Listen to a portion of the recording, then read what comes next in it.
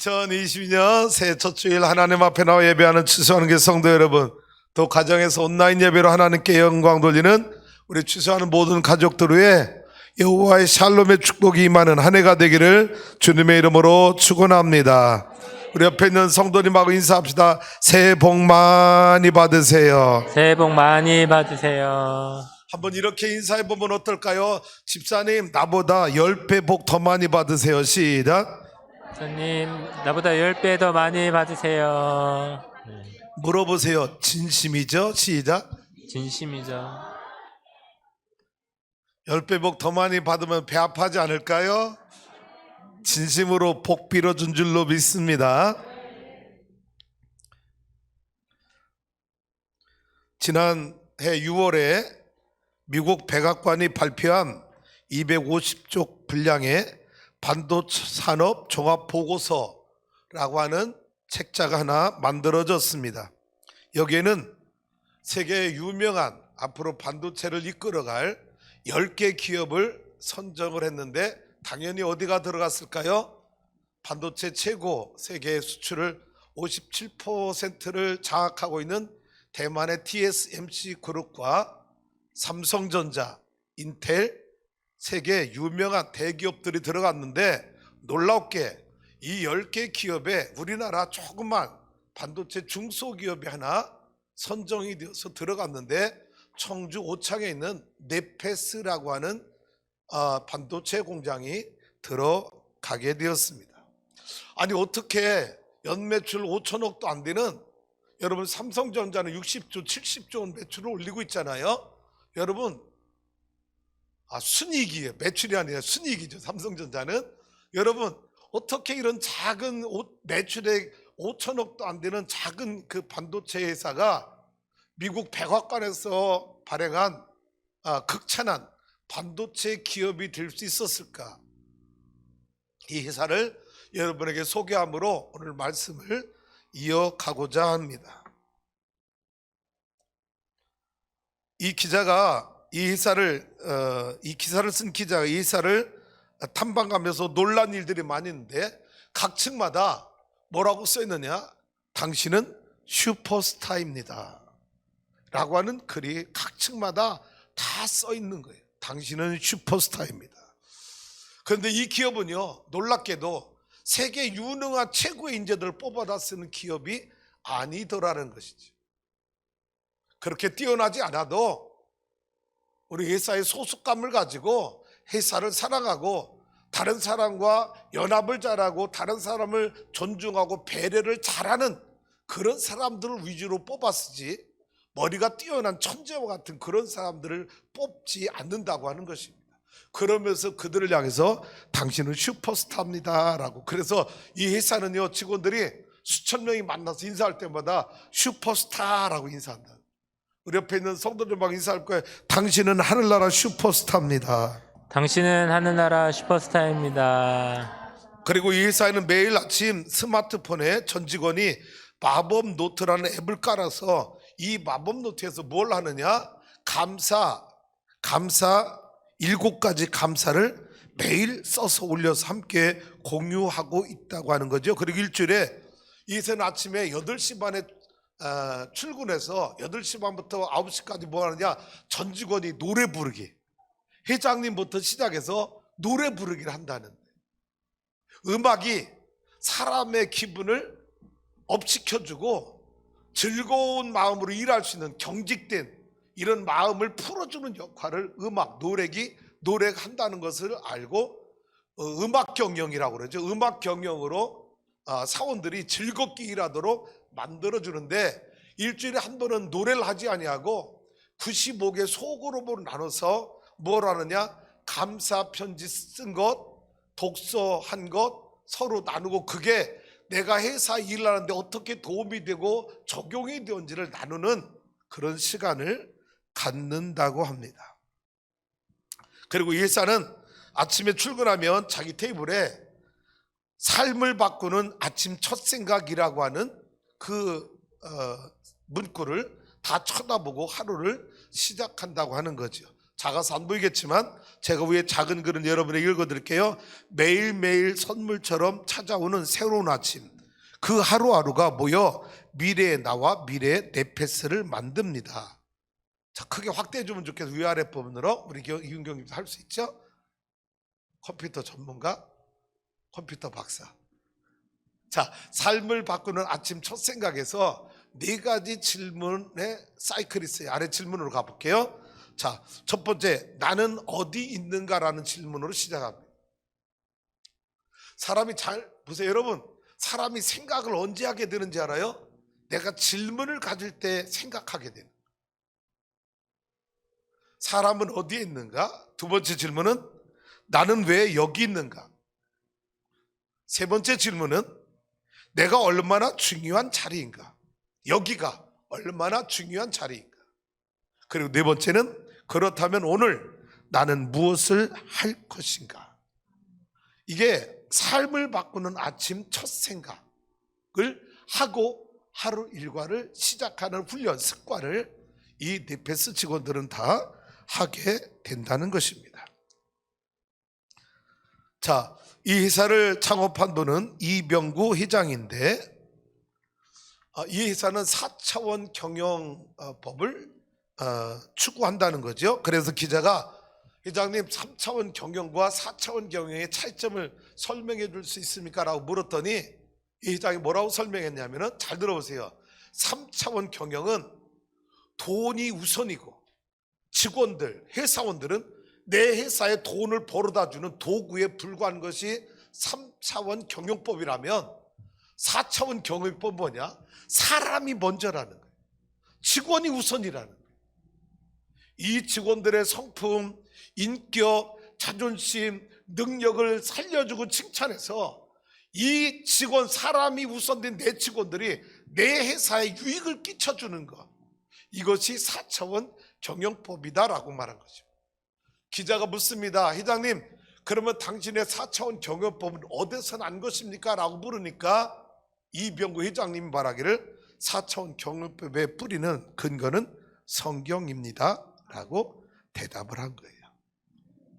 우리 김현명 선교사님 알 것 같아요. 네페스가 히브리어 말로 무슨 뜻인지 혹시 알고 계시나요?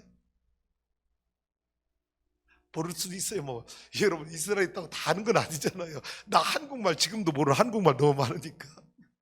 영원한 생명이라는 뜻입니다. 네페스가 뭐라고요? 영원한 생명. 회사 이름을요, 처음부터 영원한 생명이라는 이름으로 네페스라는 회사를 차린 거지요. 그래서 이 회사는 음악 경영, 독서 경영, 감사 편지 경영 등으로 그동안 국가에 엄청난 많은 상을, 모범적인 기업으로 성장하는 건강한 기업으로 윤리적 경영으로 성장하고 상을 수없이 받은 기업이 바로 네페스 회사라고 하는 것입니다. 자, 놀라운 건 이 회사는 네페스 옌가족의 행동규명 10계명을 가지고 있어요. 네, 옌가족, 네페스 가족이죠. 그런데 이 10계명이 다 여러분 그 뿌리가 어디서 나왔느냐, 다 성경에서 나왔다는 걸 알 수 있습니다. 자, 1계명 정직하게 공유하자. 정직은 하나님이 우리 인간들에게 계속해서 끊임없이 명령하고 가르치고 일관된 하나님의 말씀, 정직입니다. 여러분, 기업이 정직하게 운영해서 돈을 벌 수 있나요? 다 아니라고 생각하죠? 왜? 세금 덜 내야 되고 서류 여러분 조작해야 돼요. 장부 정리해야 되고 이중장부 가져야 돼요. 그런데 여러분, 이 기업은 너무나도 재정에 있어서 너무나도 정직하게 운영한다는 거죠. 정직하게 공유하죠. 두 번째는 겸손하고 또 겸손한 자세로 일하자. 누구의 가르침이에요? 예수님의 가르침. 뭐냐? 끊임없이 나보다 남을 낮게 여겨서 남을 높여주고 남을 칭찬하고 나는 끊임없이 낮아지고 겸손하게 섬기라는 거예요. 그러면 일화를 얘기를 되더라고. 이 회장님은 누구도 자기가 차를 타고 내릴 때 문 열게 하지 않는다. 자기가 열고 자기가 타고. 저는 우리 집사람 차 탈 때 문 열어주고 제가 닫고 그래요.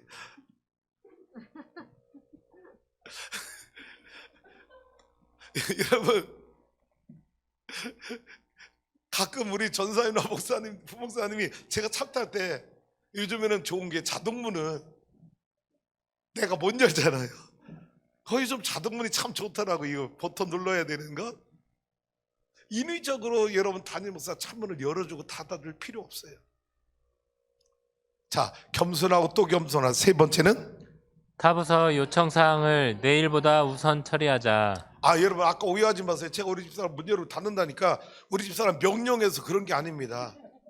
오해하지 마세요. 제가 우리 아내를 존중하는 마음으로 하는 거지 우리 집사람 명령해서 그 일 하는 거 아니에요. 웃지 마세요. 오해하지 마세요. 할렐루야. 예, 타부서 요청사항을 내일보다 우선 처리. 여러분 기업을 운영할 때 부서가 이 일이 가능해요? 안 가능해. 왜? 내 부서가 더 많은 실적을 올려야 내가 승진하는 거잖아요. 그런데 이 회사는 타부서 요청사항을 내일보다 우선으로 처리해 주라. 부서 이기주의를 뛰어넘으라는 거죠. 왜? 한 부서만 잘해서 되는 게 아니라는 거죠. 회사가 모든 부서가 같이 잘해야 성장한다는 거예요. 할렐루야. 교회도 마찬가지죠. 네 번째는요, 선택의 순간에 나에게 손해되는 쪽을 택하자. 와, 여러분 이것처럼 미련한 경영이 어디 있습니까? 손해보는 일을 택하라는 거예요. 그런데 이 가르침이 누구의 가르침이에요? 예수님의 가르침. 주라. 속옷까지 벗어줘라. 심리까지 가져라. 손해보는 경영법. 네 번, 다섯 번째는요, 혼자 일하지 말고 함께 일하자. 성경은 일관되게 말합니다. 연합하라, 하나 되라는 거예요. 기업이 한 사람만 뛰어나서 되는 게 아니라 우리 기업에 속한 1000명, 2000명이 똑같이 혼자 일하지 말고 연합할 때 여러분 그 능률이 더 뛰어나게 되는 거예요. 여섯 번째는요, 일과 쉼의 균형을 유지하자. 네, 여러분 안식일을 지켜서 영혼의 안식도 누리고 성도의 교제를 하나님과 영적인 교제를 통해서 믿음의 은혜도 충전하고. 할렐루야. 여러분 신앙과 여러분 사회생활, 직장생활 균형을 잘 이룰 수 있기를 원합니다. 일곱 번째는요, 고객과 동료에게 좋은 것을 인풋시키자. 좋은 것을 인풋시켜라. 좋은 감정을 심어줘라. 저는 요즘에 깜짝 놀라는 일을 몇 번 경험합니다. 저희가 지난 추수감사절 달 감사절에 여러분 이 지역 상가 자영업자들에게 여러분 사장님 힘내세요 과일 바구니 전해드렸잖아요. 요즘에 여기저기서 들리는 이야기가 목사님 어떻게 그런 생각하셨어요? 교회는 더 어려울 텐데요. 잘 먹었습니다. 고맙습니다. 여러분 인사를 제가 알게 모르게 얼마나 많이 받게 되는지 몰라요. 여러분 우리 교회는 믿지 않는 사람들에게 좋은 감정을 심어주는, 좋은 것을 인풋시켜주는 교회가 되기를 주님의 이름으로 축복합니다. 그래야 세상 사람들 우리 교회를 향해서 뭐라고 말할까요? 저 교회는 우리 동네에 꼭 있어야 될 교회. 할렐루야. 다음은요, 감사를 입에 물고 회의하자. 범사에 감사라. 감사를 입에 물고 회의하라. 나는 여러분 이 말씀 여러분이 이렇게 적용하고 싶습니다. 2022년 여러분의 입에 감사를 물고 사세요. 입만 열면 뭐만 해? 왜? 뭐를 물고 있어서? 할렐루야. 여러분 어떤 사람은요 늘 여러분 원망을 물고 사는 사람이 있어요. 입에 물고 사는 사람. 다 만나면 원망해.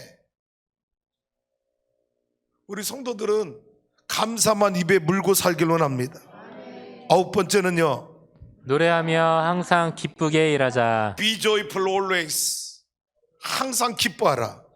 할렐루야. 그래서 이 회사는 아침 치고 나면 전 직원 회장하고 같이 30분 동안 노래한다는 거예요. 강당에 모였어. 이런 회사. 여러분 왜 백악관이 이 회사를 여러분 10대 반도체 기업으로 선정했는지 아시겠죠?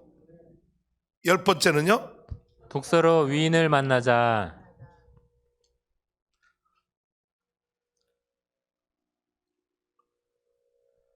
그래서 이 이병구 회장님이 책을 2개 썼는데 2015년에는 관계경영, 경영관계라고 하는 책을 썼고요.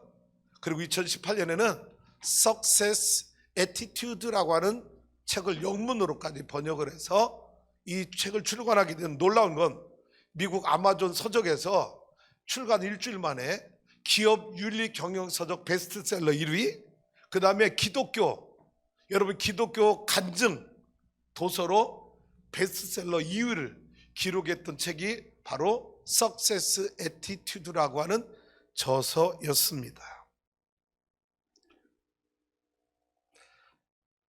네페스 영원한 생명, 십계명 다 성경의 말씀을 가지고 적용한 십계명.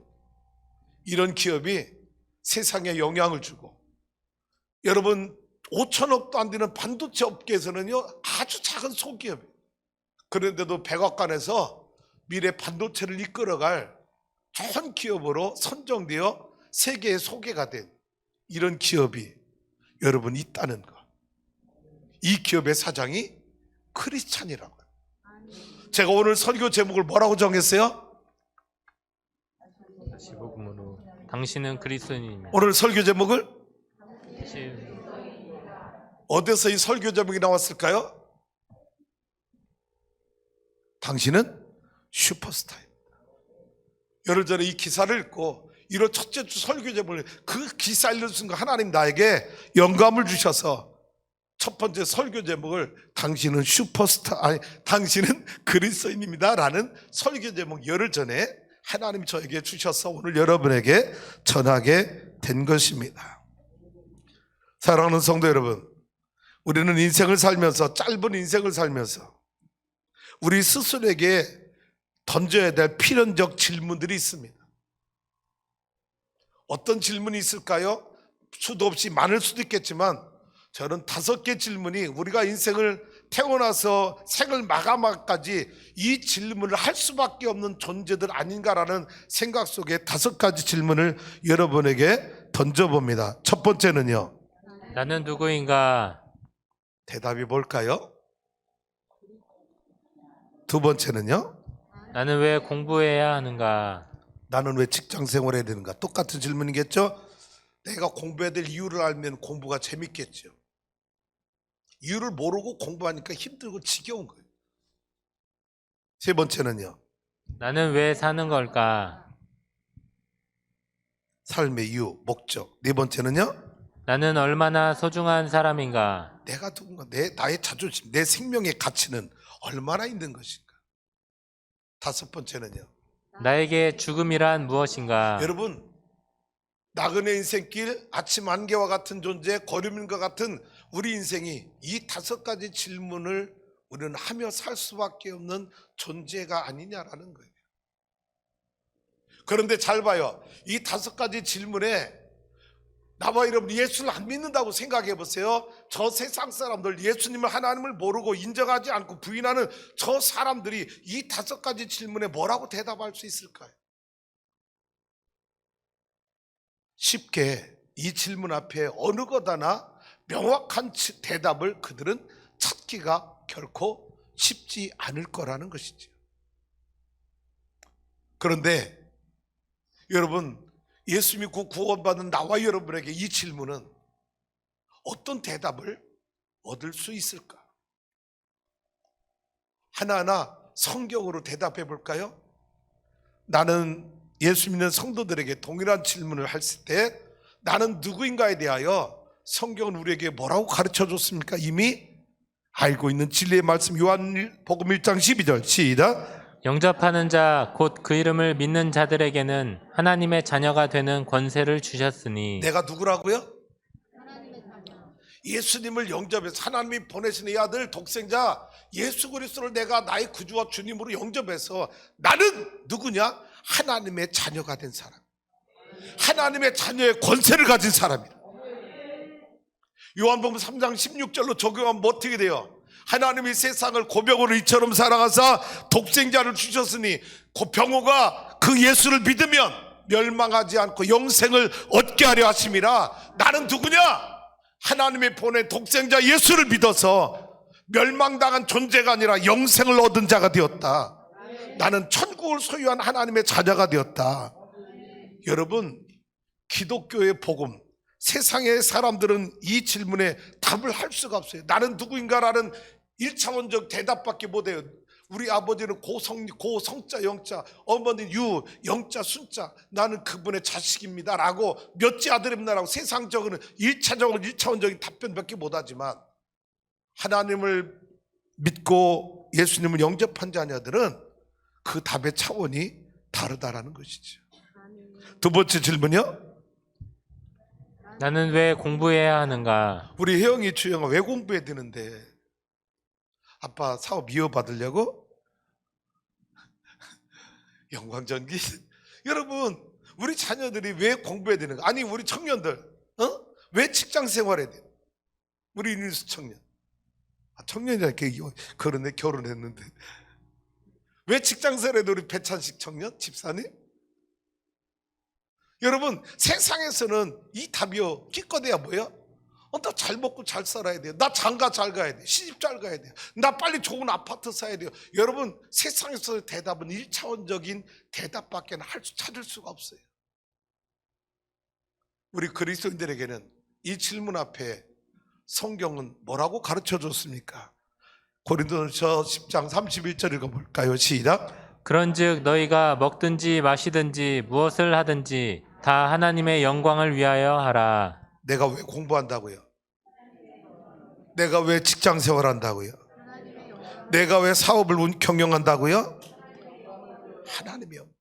내가 공부하든지 직장 생활하든지 사업을 경영하든지 다 하나님의 영광을 위하여 살아라. 왜? 영접해서 하나님의 자녀가 되었잖아요. 그러면 내가 공부하는 것, 내가 여러분 사업하는 것, 내가 직장 생활 다 하나님의 영광을 위해 내가 살아가는. 왜? 내가 그분의 자녀니까. 내 삶이 아버지 영광으로 이어져야 되니까. 세 번째 질문. 나는 왜 사는 걸까? 아까 두 번째 질문과 유사할 수 있어요. 여러분, 성경은 뭐라고 대답해 줍니까?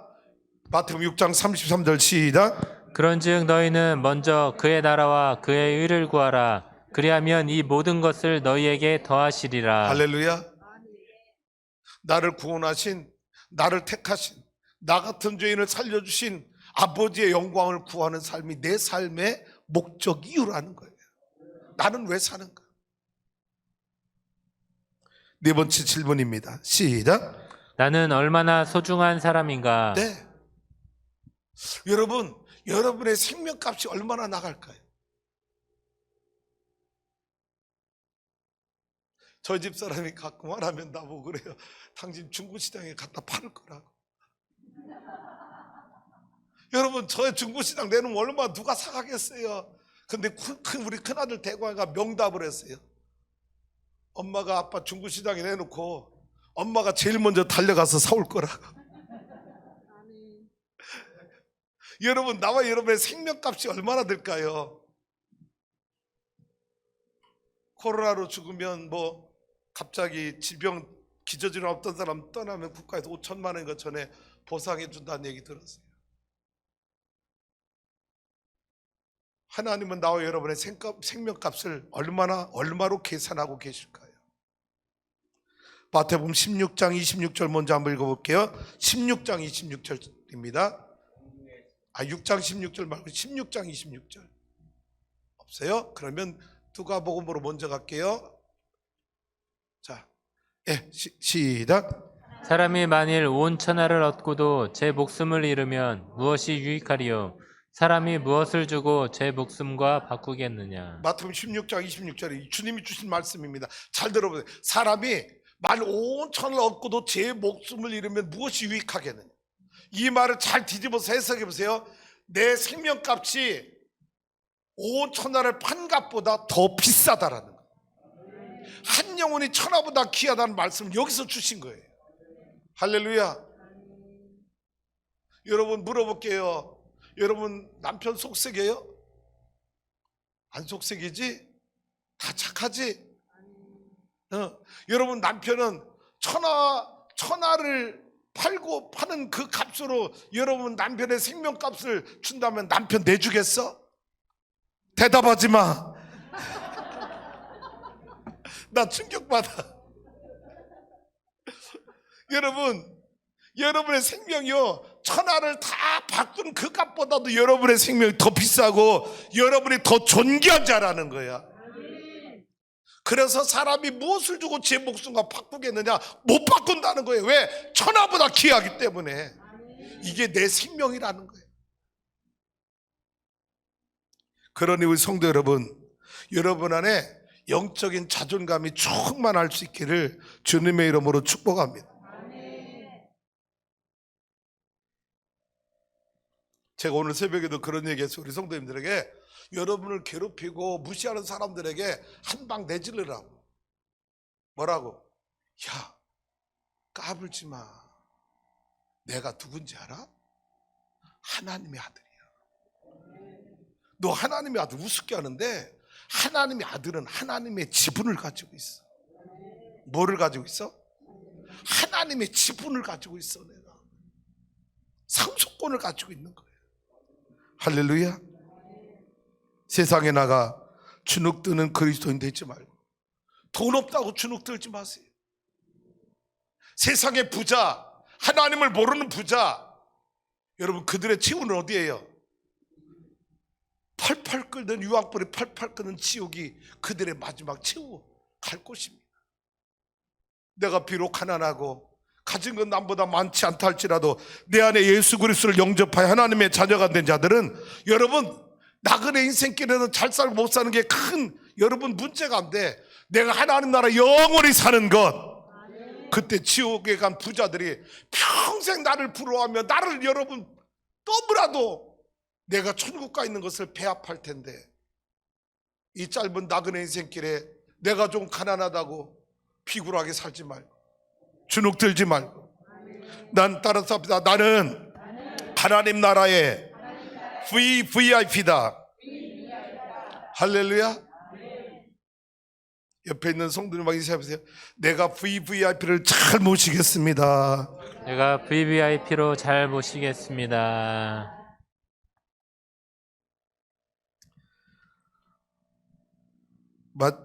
마지막 질문 가봅시다. 5번째 질문이에요. 시작. 나에게 죽음이란 무엇인가? 세상 사람들, 하나님을 모르는 세상 사람들 이 질문 앞에 뭐라고 생각하고 대답할까요? 두 가지 반응일 겁니다. 하나는 뭐예요? 죽으면 끝이지요. 그래서 그들은 어떻게 살아요? 막 사는 거예요. 그들이 부자요? 어떻게 살아요? 갑질하며 사는 거예요. 왜? 이 세상이 끝이니까. 죽음 이후에 끝이니까. 그 사람들은요, 부자, 그 사람들이 돈을 가지고 있어요. 그러면 돈 가지고 갑질하며 삽니다. 이게 세상이에요. 근데 세상에는 그런 사람만 있는 게 아니에요. 어떤 사람이 또 있어요? 죽으면 좋은 데 가야지요. 그 좋은 데가 어딘지 몰라. 그래서 뭐 하는 거예요? 착한 일 해야지요. 선한 일 해야죠. 그래서 그 사람들은 알게 모르게 여기저기 기부를 많이 해. 왜? 내가 죽고 나온 뒤에 좋은 데 가고 싶었어. 그런 사람이 세상들에 있어. 그래도 아까 갑질하는 사람보다 낫겠지. 근데 성경은 뭐라고 우리에게 가르쳐 줍니까? 요한복음 말씀 볼까요? 11장 25절 26절 시작. 예수께서 이르시되 나는 부활이요 생명이니 나를 믿는 자는 죽어도 살겠고 무릇 살아서 나를 믿는 자는 영원히 죽지 아니하리니 이것을 내가 믿느냐. 뭐라고 말씀하세요? 예수께서 이르시되 나는 부활이요 생명이니 나를 믿는 자는 죽어도 살아도 영원히 살아. 할렐루야. 죽어도 살고 살아도 영원히 살아. 부활의 생명을 갖고 살아. 그러니 죽음 앞에 우리는 두려워할 이유가 없는 거예요. 왜? 이미 천국이 우리 앞에 다 하나님의 언약의 말씀을 통하여 천국의 맨션, 하늘나라 아파트가, 황금으로 지어진 아파트가 나와 여러분을 위해서 다 예비되어 있는 줄로 믿습니다. 우리 성도 여러분, 죽음이 두려워요? 그러면 안 돼요. 우리가 죽음에 대해서 두려워할 일 딱 하나밖에 없습니다. 뭐? 내가 하나님의 사명을 다하지 못하고 하는 죽음만 우리는 두려워하면 돼. 그 외에 죽으면 두려워할 이유가 없어. 왜? 하나님 나라로 여러분 이사가는 거잖아. 그래서 우리 기독교에서 장례배 가서 발인 예배 때 뭐라고 말해? 천국 환송 예배라고 말해. 천국으로 보내드리는 거라. 그래서 우리 기독교인들에게, 구원받은 자녀들에게 죽음이란 영원한 나라로 이사가는 과정일 뿐인 거예요. 할렐루야. 여러분의 죽음의 두려움이 사라질 수 있기를 주님의 이름으로 축원합니다. 여러분, 이 5가지 질문 앞에 이 성경적 하나님이 우리에게 주신 이 대답을 갖게 되면 내 안에 뭐가 생기느냐? 정체성이 뚜렷해진다는 거예요. 우리가 삶을 방황하는 이유, 여러분, 내가 인생을 자꾸 여러분 헛된 길로 살아가는 이유는 딱 하나입니다. 내 안에 내가 누군가를 몰라. 내가 왜 사는지 그 삶의 목적을 몰라. 내 죽음 이후에 어떤 세계가 나를 기다리고 있는지 모르니까 그래서 방황하고 여러분 탐욕을 위해 살고 정욕을 위해 살고 그렇게 사는 거예요. 성경에 여러분 이 하나님 말씀 속에는요 정체성이 분명해서 그 정체성을 어떤 환경에서도 끝까지 지켜내서 승리한 사람들의 이야기가 너무 많고요. 또 하나는 슬픈 이야기. 정체성을 지켜내지 못했어. 고난이 오고 환난이 오고 핍박이 오고 권력 앞에 여러분 정체성이 무너져서 비참한 인생을 끝난 사람들의 이야기가 이 성경에는 너무 많아. 저 우리 추수한교회 성도 여러분, 나와 여러분은 어떤 환경과 상황 속에서도 정체성을 지켜내서 정체성의 승리의 축복을 경험하는 믿음의 성도가 될 수 있기를 주님의 이름으로 축복합니다. 구체적으로 승리한 사람 3사람만 여러분에게 모델로 제시합니다. 요셉의 정체성이에요. 잘 들어보세요. 창세기 39장 7절에서 10절입니다. 요셉의 정체성 다 같이 읽어봅니다. 시작. 그 후에 그의 주인의 아내가 요셉에게 눈짓하다가 동침하기를 청하니 요셉이 거절하며 자기 주인의 아내에게 이르되 내 주인이 집안의 모든 소유를 간섭하지 아니하고 다 내 손에 위탁하였으니 이 집에는 나보다 큰 이가 없으며 주인이 아무것도 내게 금하지 아니하였어도 금한 것은 당신뿐이니 당신은 그의 아내임이라. 그런즉 내가 어찌 그 큰 악을 행하여 하나님께 죄를 지으리까. 여인이 날마다 요셉에게 청하였으나 요셉이 듣지 아니하여 동침하지 아니할 뿐더러 함께 있지도 아니하니라. 요셉의 정체성은 뭐예요? 보세요. 형제들이 미워해서 애굽에 팔아버렸어요. 그래서 애굽 나라 이방 나라에 보디발이라는 군대 장관의 나라 장관의 무슨 몸종으로 노예로 들어왔어요.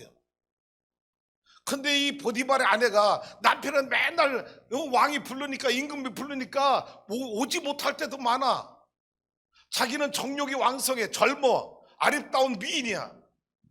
근데 애굽에서 저 이방 나라에서 끌어온 몸종 요셉이 얼마나 얼굴도 잘생기고 청년이고 그래서 맨날 동침하기를 요청하는 거야. 요셉의 정체성이 뭐라고 말해요? 나와 동침하자 날마다 요청하는데 요셉이 여러분 9절 한번 읽어봐요. 요셉의 이야기입니다. 시작. 이 집에는 나보다 큰 이가 없으며 주인이 아무것도 내게 금하지 아니하였어도 금한 것은 당신뿐이니 당신은 그의 아내임이라. 그런즉 내가 어찌 그 큰 악을 행하여 하나님께 죄를 지으리까. 네, 여러분 언제 보디발 장군이 요셉에게 여러분 가정 총무를 세우면서 키를 주면서 요셉아 내가 하고 싶은 대로 다 해. 그런데 내 아내는 내 마누라는 건드리지만 이렇게 말한 적이 없어. 근데 요셉은 왜 이렇게 말하는 거예요? 자기는 보디발 장군의 몸종인 거야. 근데 그거를 떠나서 요셉의 아내는 누가 계셔? 하나님이 계셔. 이렇게 말한 건 당신 남편이 나에게 금한 거 당신 아내라고 말한 건 하나님을 알고 있는 요셉의 상식인 거예요. 이건 요셉의 기본인 거예요. 요셉이 이 아내를 범하지 않는 이유 딱 하나야. 내 안에 하나님이 계십니다. 임마누엘의 하나님이 나와 함께 하십니다. 코람데오 in front of God. 나는 하나님 앞에 서 있는 존재입니다. 이 보디발 아내가 뭐 요셉을 유혹할 때 뭐라고 유혹해 왔다고 그랬어요? Mr. Joseph, come here. Here is nobody. 여기 아무도 없어요. Only you and I. 당신과 나밖에 없어요. 나 당신과 즐기고 싶어요. 여러분, 아무도 없어요. 그런데 요셉의 대답은 뭐예요? No, Mrs. Potiphar, God is here. God is in my heart. 하나님이 여기 계세요. 하나님이 내 마음속에 있어요. 이게 요셉의 정체성이었다. 무너졌어요? 지켰어요? 지켜냈다.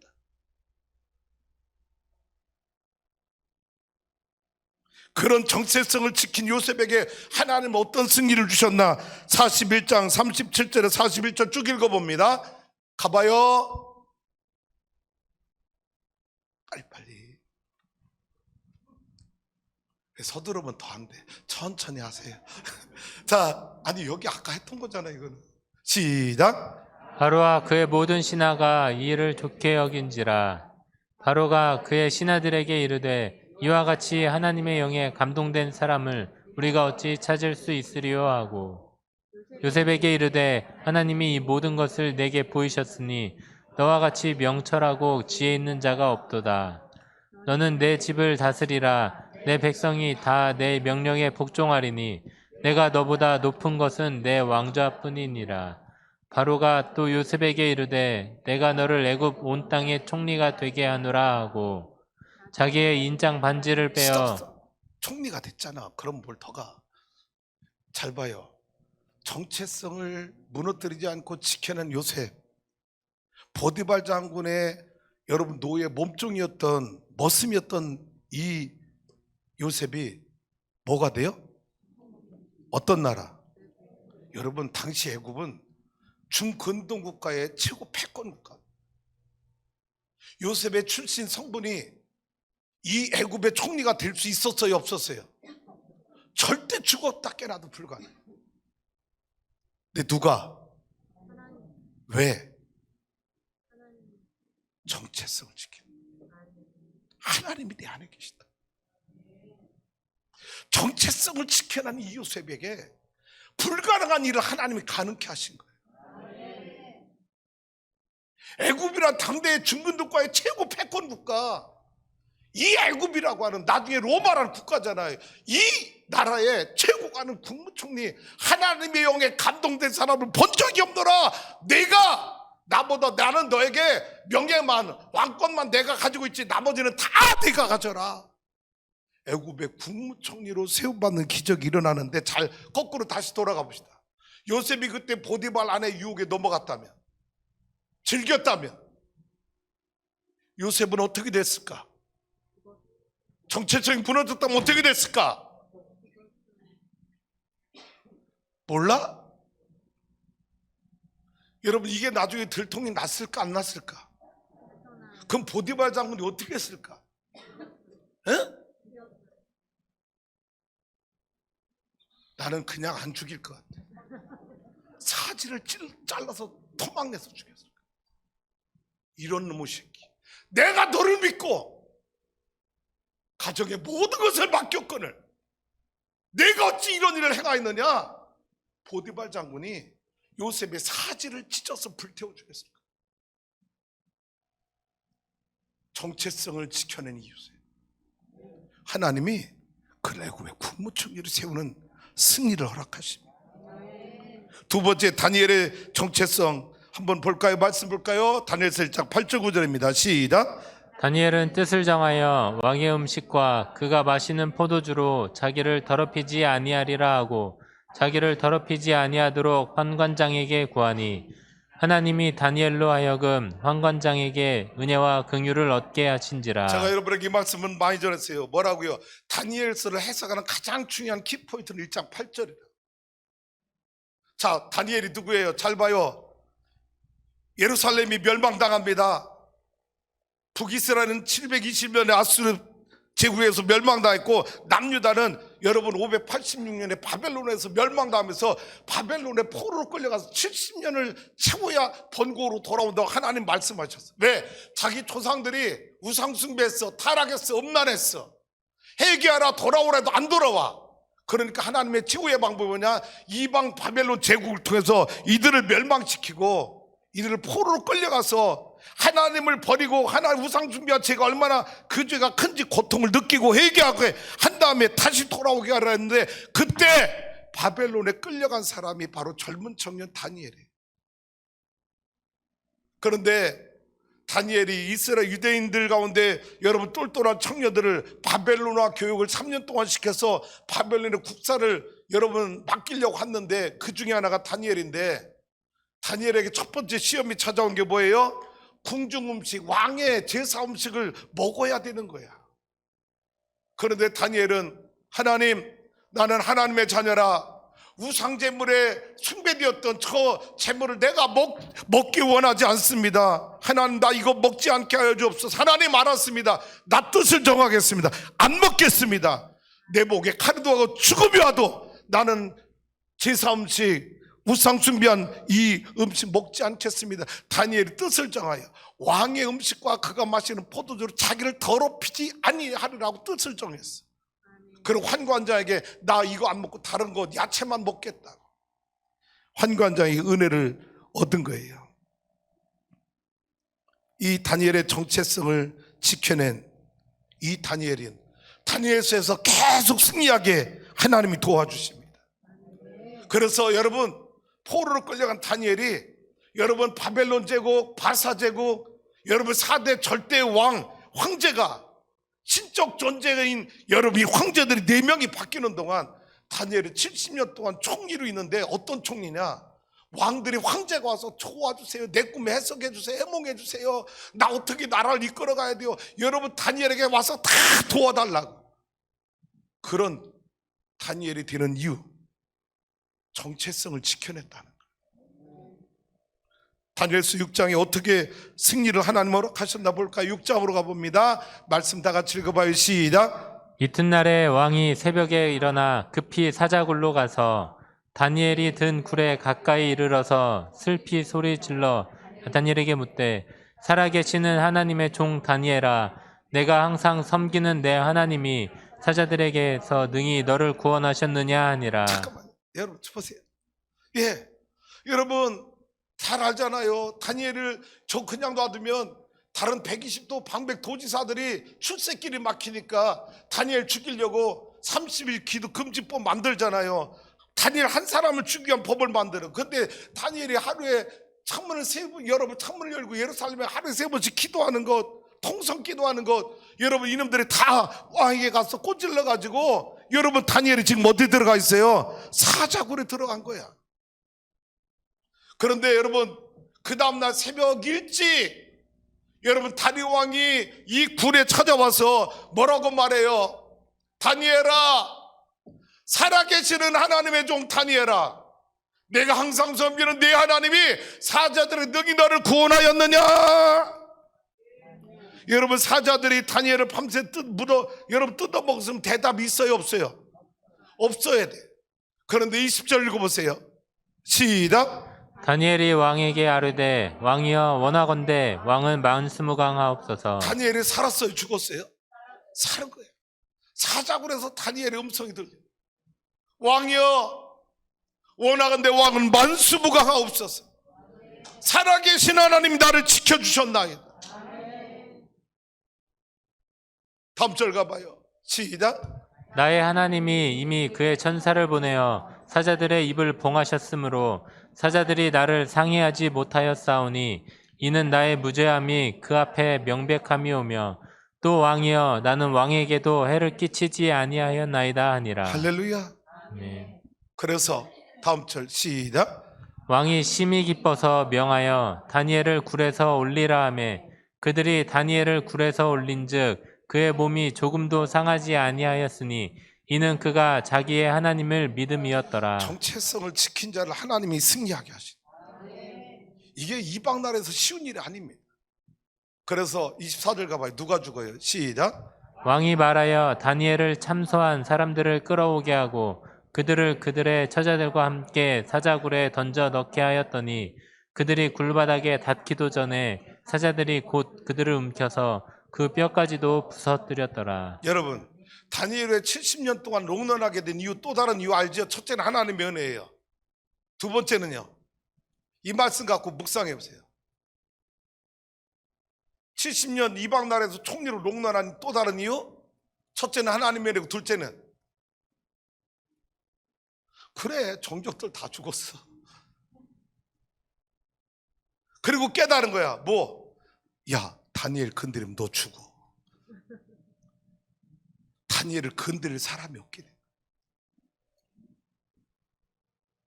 여러분, 적어도 여러분 몸에 이런 영적인 권세가 있어야 돼요.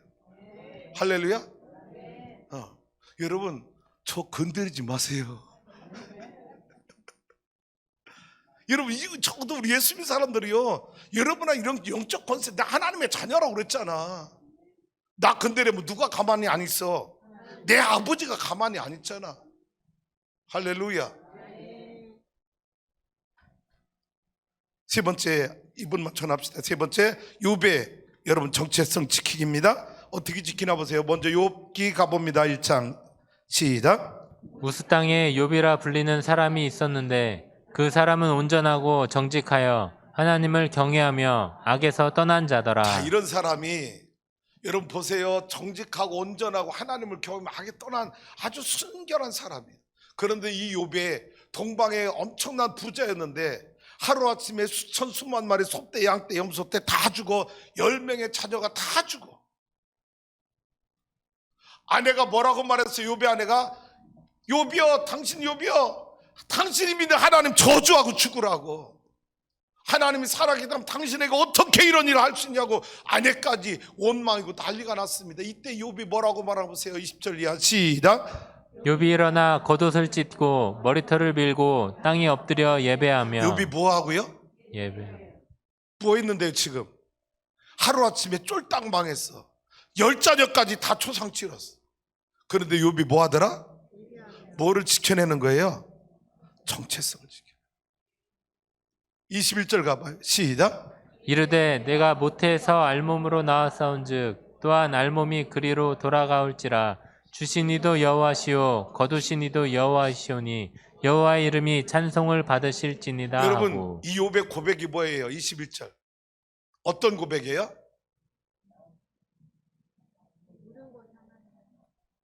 아이, 제자 훈련 받은 분들, 욥의 이 고백이에요. 하나님, 나는 하나님의 절대 주권을 인정합니다. 주신 이도 여호와시오 취하시도 여호와시다. 내가 나올 때 알몸으로 나왔으니 갈 때도 알몸으로 갈 건데, 알몸으로 나온 내가 이 많은 재산, 많은 자식 가진 것 다 하나님 주신 것입니다. 하나님이 주신 것, 하나님이 취하시지 아니하셨나이까 나는 여호와 이름을 찬송하겠습니다.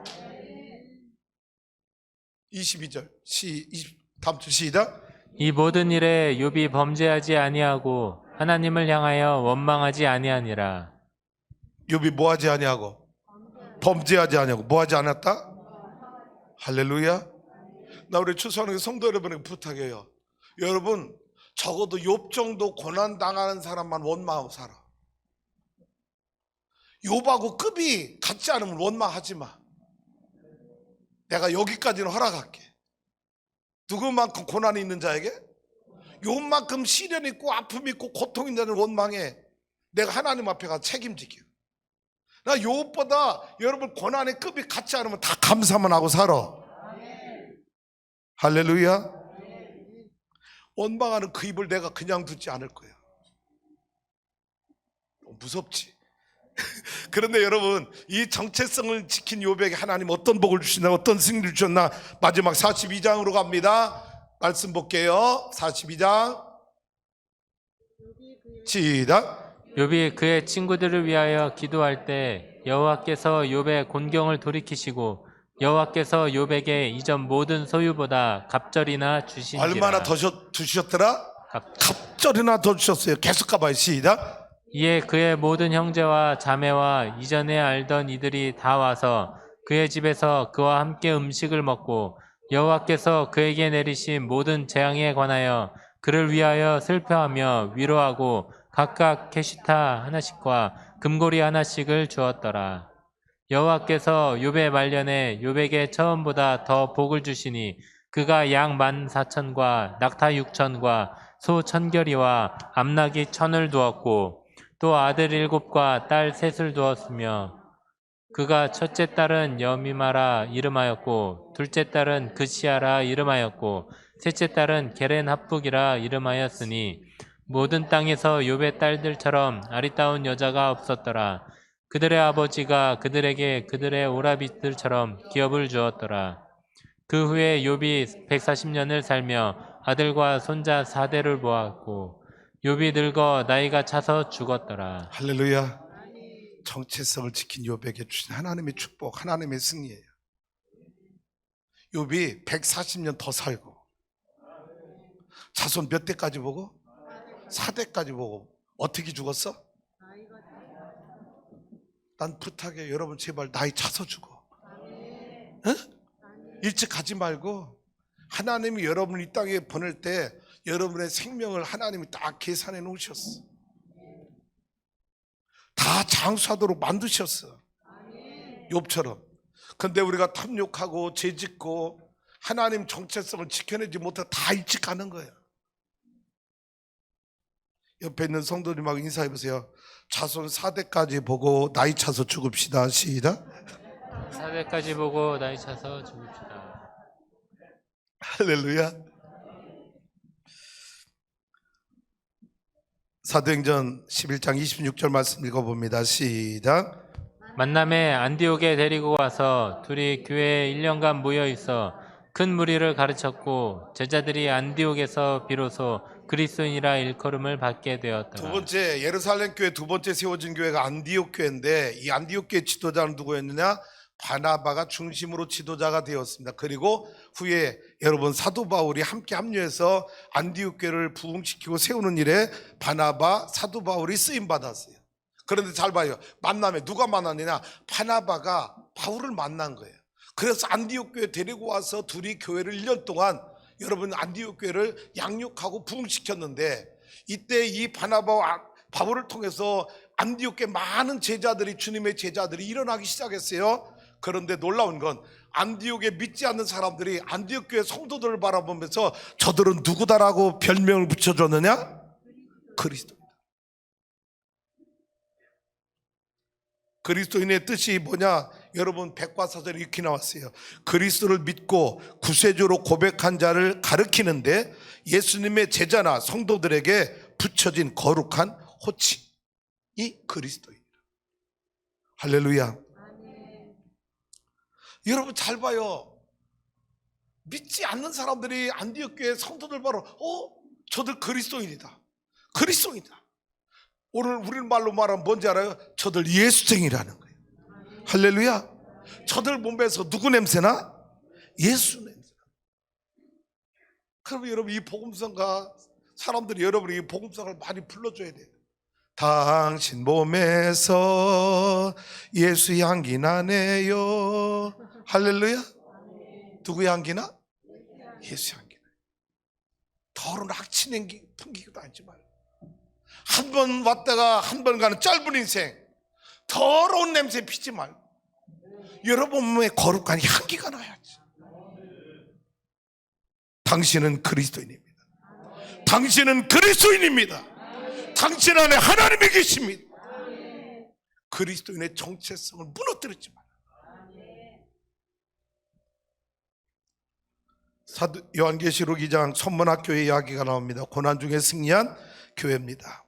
이 선문학교회는 순교자가 많이 나온 교회로 유명합니다. 왜? 그럴 수밖에 없는 게 이 선문학 도시가 어떤 도시냐? 태양신을 숭배하고 로마 황제를 주라고 고백하는 이 도시 안에 세워진 교회가 선문학교였어요. 그래서 이 성문화 도시는 1년에 한 번씩 체육대회, 오늘 말하면 체육대회라는데 그 축제, 체육대회 축제 기간에 하는 일 가운데 하나가 뭐냐?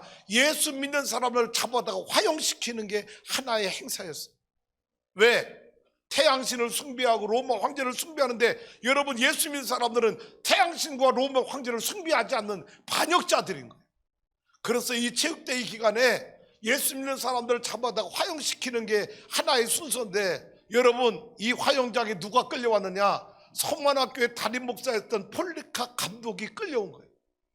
86세가 된 이 폴리카 감독이 끌려왔는데, 문제는 선만화 총독인 로마 황제 밑에 있는 선만화 총독이 이 폴리카 감독을 죽이기를 너무 싫어하는 거예요. 이유는 폴리카 감독이 선만학교 믿지 않는 모든 사람들에게도 존경받는 사람이에요. 그래서 폴리카 감독을 자기 손으로 죽이면 자기가 선만화를 통치하는데 어려움을 당할 것 같아서 여러분 제안을 합니다.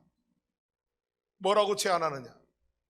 폴리카 감독이요, 당신이 한 번만 가이사 황제, 로마 황제인 가이사 황제를 주라고, 큐리오스라고 한 번만 말하고 그 황제에게 재물을 한 번만 드리면 내가 당신을 살려주겠어. 이 제안을 하게 돼. 왜? 자기 손으로 죽이고 싶지 않은 거예요. 이때 86세가 된 거구의 폴리카 감독이 선만화 총독에게 이렇게 대답합니다. 총독님, 86년 동안 예수님은 단 한 번도 나를 배반하지 않아. 내가 어떻게 로마 황제를 큐리오스라고 주님이라고 고백할 수 있겠습니까? 총독님, 두려워하지 마시고 나를 저 화형 장장 나무에 올려서 나를 화형시키시오. 나는 이미 하나님 나라에 갈 준비가 되었습니다. 어쩔 수 없이 선만화 총독이 로마 병사들을 통해서 장작대에 몰려놓고 불을 지폈습니다. 내려오는 전승에 의하면 목격자들이 전했겠죠. 이 불이 폴리카 감독을 태우지 못하더라. 불이 폴리카 감독의 몸에 붙지 않더라는 거예요. 그러니까 선만화 총독이 결국은 로마 병정들의 군사들에게, 얘들아 칼로, 창으로 찔러서 죽여라.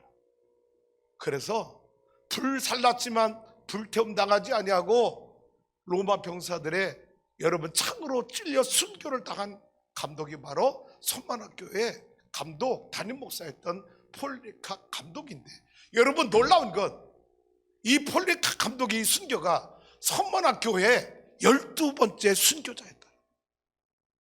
12번째 순교자. 이 선만학교회가 그리스도인의 정체성, 하나님의 자녀의 정체성을 지켜내기 위해서 몇 명이, 12명이 주님을 부인하지 않고 나는 그리스도인입니다, 나는 하나님의 자녀, 이 믿음을 지켜내기 위해서 12명의 순교자가 나온 교회가 바로 선만화 교회였다라는 것입니다.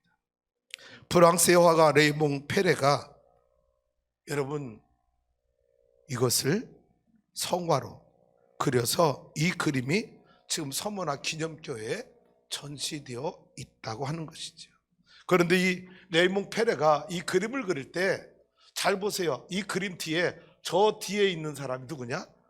레이몽 페레 자신을 그려놨다는 거예요. 왜? 이 레이몽 페레가 이 그림을 그리면서 영감을 받아 그림을 그리면서 하나님 앞에 뭐라고 서원했냐? 하나님, 나도 폴리카 감독처럼 순교의 삶을 살게 하옵소서. 그래서 이 그림 뒤에 저 맨 끝, 왼쪽 끝에 자기 초상화를 그려놓은 이유가 나도 순교자의 삶을 살겠습니다 라는 신앙 고백으로 이 그림을 그렸다고 하는 것이지요. 저주하는 게 성도 여러분, 2022년 어떻게 살겠습니까? 왜 살아가야 될까요? 당신은 크리스찬입니다. You are 크리스찬. 이 정체성, 세상에 나가서 불리하다고, 세상에 나가서 이 정체성을 버리는 게 유익하다고, 생각하지 마시고 이 정체성을 지켜낼 수 있는 추수하는 교회 성도가 될 수 있기를 주님의 이름으로 축복합니다. 그럴 때 하나님은 우리 교회를 통해서 세상에 나가 복음 때문에 순교하는 여러분 통해서 우리 교회를 사용하실 것이고 우리 교회를 통해서 주님이 영광 받으시는 역사가 일어나는 한 해가 될 수 있기를 주님의 이름으로 축원합니다.